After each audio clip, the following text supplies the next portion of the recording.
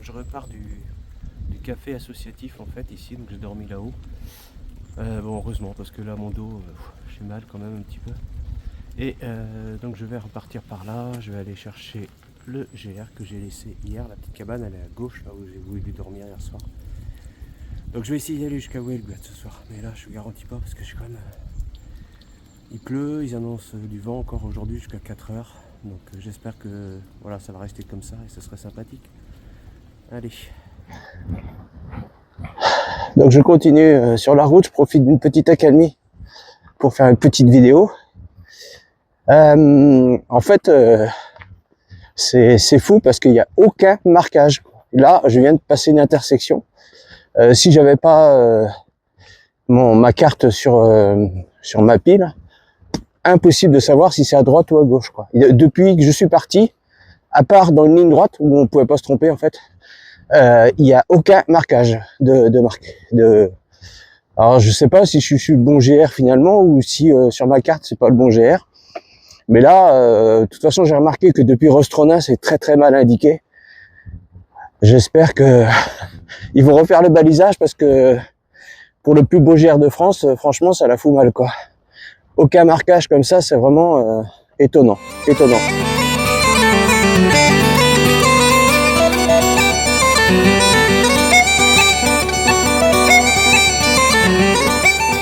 Donc là, je viens de suivre l'Aulne.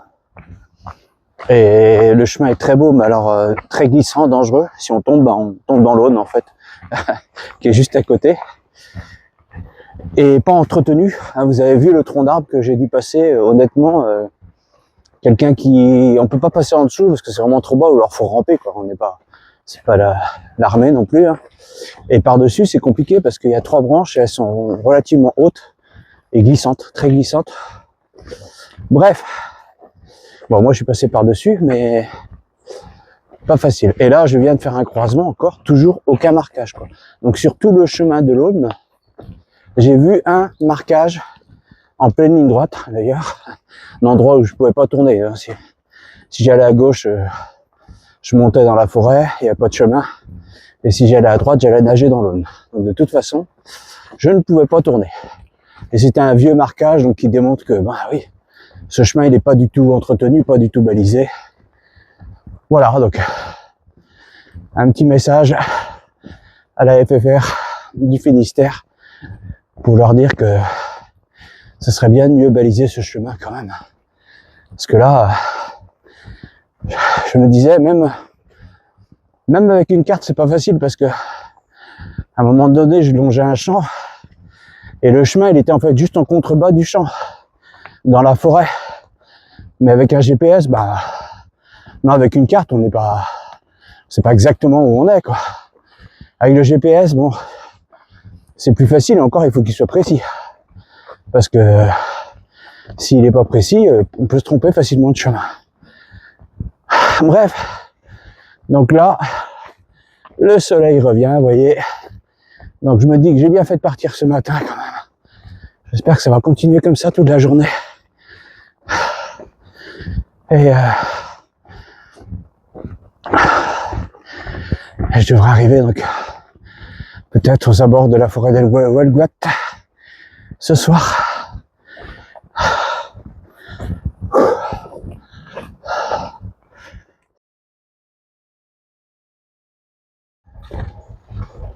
Alors j'ai repris une voie verte qui va de Roscoff à Concarneau, donc en vélo a priori. Je pense que c'est une ancienne voie ferrée. Et après avoir passé un beau chemin en forêt, 2 km environ en forêt, bien sympathique. Donc là, je vais arriver sur le prochain village. J'ai oublié le nom, Locmaria quelque chose. Et il y a un bar associatif, donc je vais essayer d'y aller et me poser, parce que là, je suis un peu claqué. Là. Avec la pluie et le vent, c'est plus fatigant. Donc je vais me poser, puis je vais voir après comment je fais. Soit je continue vers Ouelgoat, soit je me pose là, je vais voir ce qu'il y a dans le village. Bon alors, ah oui, faites exprès, là on recule, faites exprès, le marquage est bien balisé depuis que j'ai râlé. Donc je sais pas, ils m'ont entendu sans doute. Mais oui, il y a un beau balisage, étonnamment, depuis que juste après la vidéo, bah, tout est bien marqué. Voilà. Alors parfois, par contre, c'est en jaune au lieu d'être rouge et blanc, c'est jaune. Mais bon, on se dit qu'on est sur le bon chemin quand même.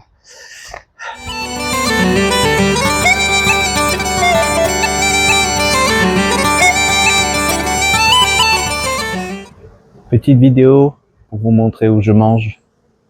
Dans un lavoir. Ouais, le bar que j'avais repéré, il est juste à côté, mais bah, il est fermé. Donc je me suis mis à l'abri du vent, surtout il pleut pas, mais il y a beaucoup de vent. Donc pour chauffer mes pâtes que vous voyez, c'est un peu compliqué. Donc ici je suis bien, très bien, à l'abri, tranquille, il n'y a personne. J'ai un point d'eau à côté, tout ce qu'il faut.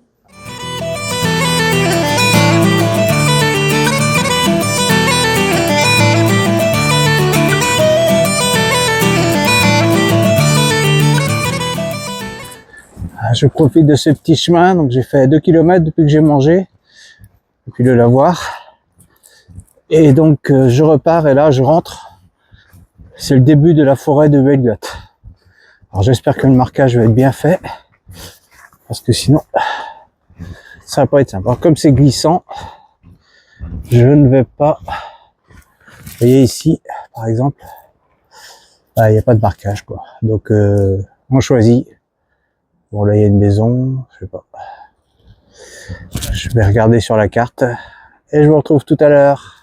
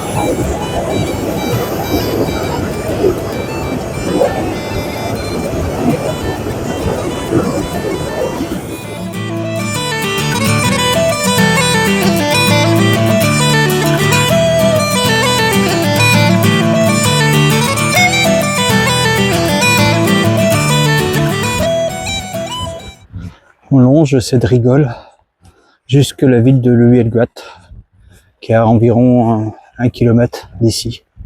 Sympa, sympa comme petit coin.